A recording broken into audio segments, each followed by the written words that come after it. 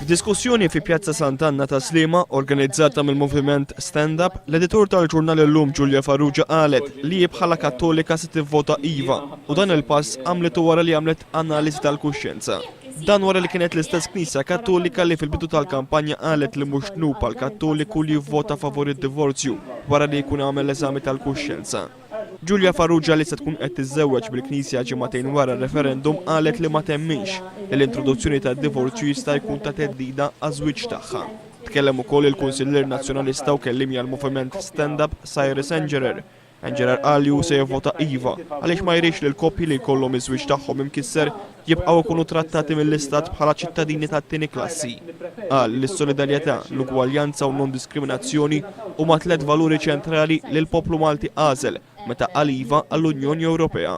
Alex Muscat mill-Fondazzjoni Idejat qal li din hija kwistjoni ta' tolleranza u rispett. Qal jekk jidħol id-divorzju, il-familji Maltin xorta se jibqgħu b'saħħithom.